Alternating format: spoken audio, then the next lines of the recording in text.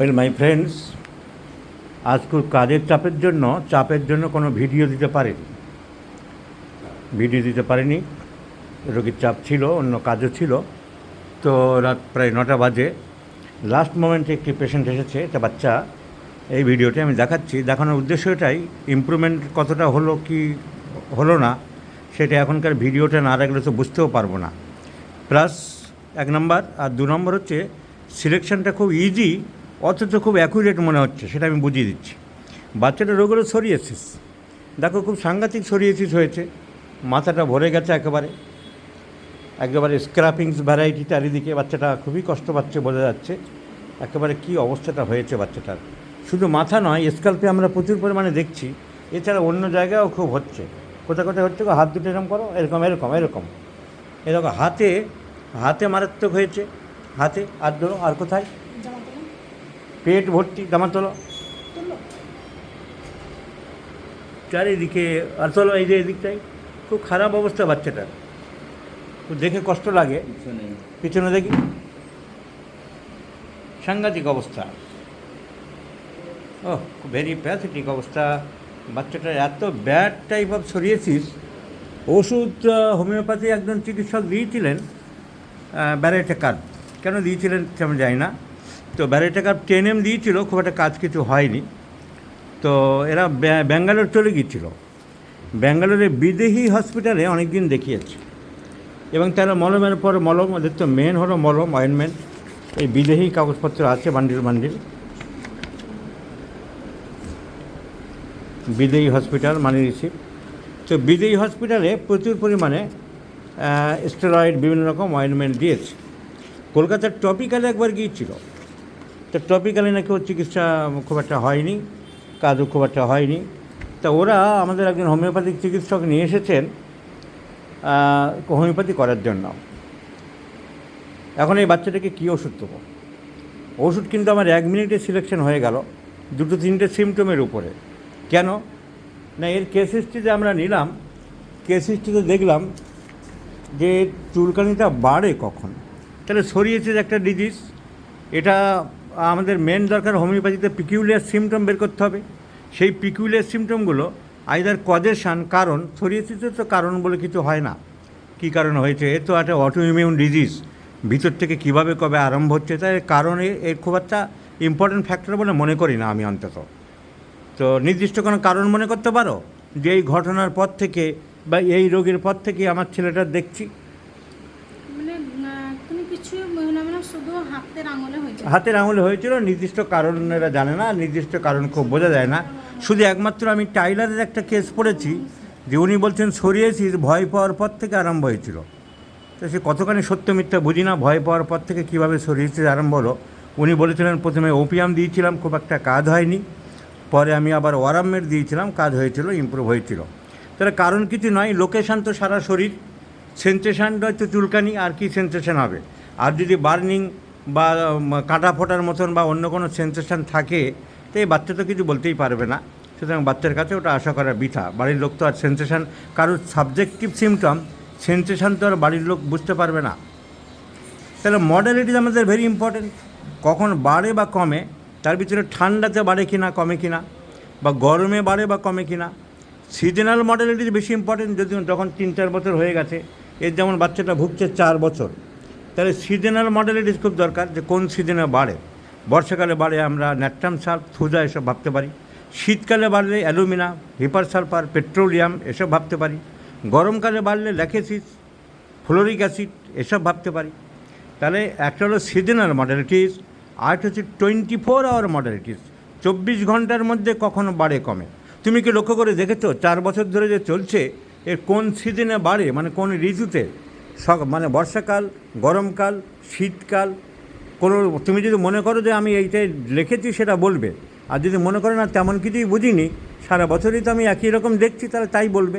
একরকমই, কিন্তু মানে জামা কাপড় বেশি পরা থাকি পরে মানে অতিরিক্ত এখন বেড়ে যায়। যে মলম মাখাবো সেই মলম মেখি মানে গোটা গা ছেড়ে যায়। শীতকালে বেশি হয় কিনা তুমি বোঝো না।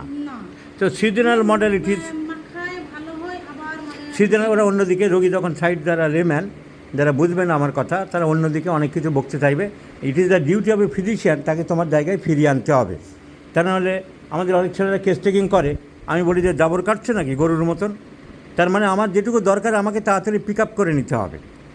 এই ওর মা বলতে আরম্ভ করলো, আমি জিজ্ঞেস করলাম সিজনাল, ও তো সিজনাল বুঝলো না যে কোন ঋতু, আমি বলে বুঝিয়ে দিলাম তো ঋতু বাদ দিয়ে অনেক ঋতুর গল্প আরম্ভ করবে এখন। সে গল্প শুনলে তো তোমার কাজ হবে না। আমাদের একজন ডাক্তারবাবু ছিলেন ডক্টর পিসি পাল, যেমন খুব ভালো প্রেসক্রিপশন করতেন তেমনি ছিলেন খুব রাগী। রোগী এটা ওটা বলতে আরম্ভ করলেই, এই তোমার পাঁচালি বন্ধ করো তো বাবু, আমি যেটা জিজ্ঞেস করছি সেইটার উত্তর দাও। তো এই হলো ব্যাপার। তো সিজনালটা আমরা খুব একটা কিছু পেলাম না। এবার আমরা 24 আওয়ার মডেলিটি জিজ্ঞাসা করি ওর মাকে, তুমি কি লক্ষ্য করে দেখেছো যে সকাল, দুপুর, সন্ধে, রাত্রি এর মধ্যে কোন সময় তোমার ছেলের চুলকানিটা বাড়ে? রাত্রেবেলা বাড়ে। ইচিং অ্যাগ্রাভেটস অ্যাট নাইট। সন্ধে রাত্রি না মাঝরাত্রি না শেষ রাত্রি? 9টার পর থেকে, এবারে নাইট। সো নাইট, এটা তুমি শিওর? তুমি প্রায় লোক শোয়ার সময়। তাহলে aggravates into the bed, aggravates at night. জিভ দেখাও বাচ্চা, জিভ বড় করে বলো, আহা tongue salivated, tongue salivated, large tongue salivated. Mercurius is the choice of medicine. ব্যারাইটেকার বাসে কী করে? সেই ডাক্তার নিজেই তো ব্যারাইটেকার, তা নাহলে এর ব্যারাইটেকার চয়েস করবে কেন? সো জিভ ভিজে রাত্রেবেলা বাড়ে, this is totality. I have repeatedly now and then many times declared the totality does not mean the numerical totality. সংখ্যা দিয়ে totality হয় না। Totality solely depends on the quality, the qualitative totality, not the quantitative totality. তার জন্য বাংলায় যে শব্দটি আছে, যে প্রবচনটি আছে, বহু সন্ন্যাসীতে গাজন নষ্ট। গাজন মানে যে ওই সন্ন্যাসীদের মেলা হতো, যে উপর থেকে ঝাঁপটাপ দিত, এই আমি আগে দেবো, ও বলছে আমি আগে দেবো, এ বলছে পরে দেবো, সেইখান থেকে প্রভাবটা এসেছিলো বহু সন্ন্যাসীতে গাজন মানে চড়কের মেলা নষ্ট হয়ে যাচ্ছে। সেই নাচতে না জানলেও বাঁকা উঠোন, যেসব প্রভাবগুলো এসেছিলো আর কি, ফাঁকা কলসি বাজে বেশি। তো অনেক সিমটম নিয়ে পাতার পর পাতা নিয়ে রেপার্টরি খুঁজছে, কোনটা কমন সিমটম, কোনটা আনকমন, কোনটা দাম আছে, কোনটা দাম নেই, কিচ্ছু বোঝে না। ঘাঁটছে রেপার্টরি ঘাঁটছে, এটা দেখছে ওটা দেখছে, হয়তো দেখা গেলো কমন সিমটম, হয়তো দেখা গেলো ওর কোনো দামই নেই, হয়তো দেখা গেলো রোগী বললো বটে কিন্তু ততটা ইম্পর্টেন্স নয়। রোগী যতটা ইম্পর্টেন্স দিল, একটু অ্যানালাইসিস করলে দেখা গেলো যে ওর কিছু ইম্পর্টেন্স নেই। তাই আমি বলি যে কথাটা আর কেউ বলেনি, যেটা আমি বলি, আর অনেকে নাক ছিটকায়, কিছু আছে না পাকা মাল, বলে সব বলা আছে বইয়ে, হ্যানিম্যান বলেছে, কেন বলেছে, আপনার নতুন কথা কি? আরে গর্ধবের দল, নতুন কথা আমি বারবার বলেছি যে physician own tact and talent, চিকিৎসকের নিজের বিচার বুদ্ধি প্রয়োগ করতে হবে। এই কথাগুলো কেউ বলেনি। So aversion to meat also a symptom of mercurius. Aversion to meat, tongue salivated, eating aggravates at night. So medicine is mercurius. Mercurius in 50 millisiemens scale of potency is given once daily in the morning. দুটো জিনিস পরীক্ষা করা যাবে, এই মার্কুরিয়াসে কতটা improve হলো আমরা 3 মাস পরে জানতে পারবো। আর 2 নম্বর, আমার analysis and evaluation of symptoms ঠিক হলো কি না। আমি তো এর ভিতরে এক গাদা জিনিস নিয়ে কচকচানি করলাম না।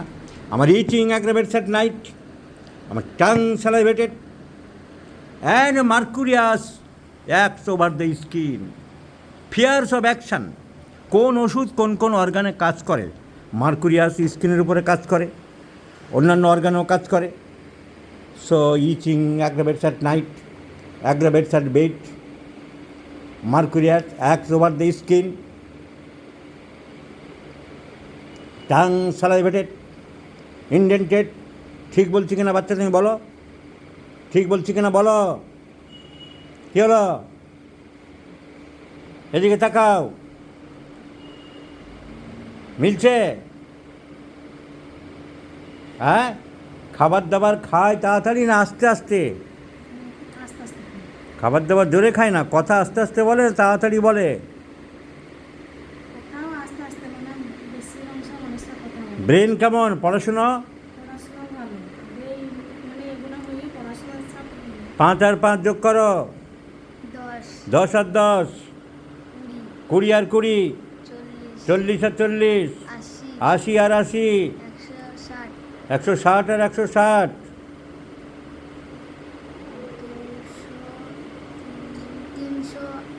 30, 330 কি 335 হবে? তাড়াতাড়ি বলো। 330, হ্যাঁ 330, 30, কান কেটে দেবো। 160 আর 160, 60 আর 60 কত? 120, আর ওদিকে 100 100 কত? 200, 200 আর 120 যোগ করো। 200 আর 120, 320, তাহলে তুমি কত বললে? So let's prescribe mercurius and let's see the result. মার্কুরিয়াসের অনেক সিমটম আমরা পেলাম না। মার্কুরিয়াস একটু ডাল হয় ব্রেন, কিন্তু এর ব্রেন কিন্তু খুব শার্প। তো এখন দেখা যাক আমরা যে সিমটম, সব সিমটম তো একটা রোগীর মধ্যে পাবো এমন কোনো গ্যারান্টি নেই। Peculiar symptom aggravates at night and the tongue is very characteristic. Tongue অনেক সময় 2-3 বার দেখতে হয়, দেখলে বোঝা যায় কোনো চেঞ্জ হলো কিনা, কী হলো কিনা। আবার জিভ দেখাও বাচ্চা, খুব বড় করে, বড় বড় মুখ তোলো। Tongue, yes it is clean, salivated and very much moisture. So let's see the result. I shall share you, my friends.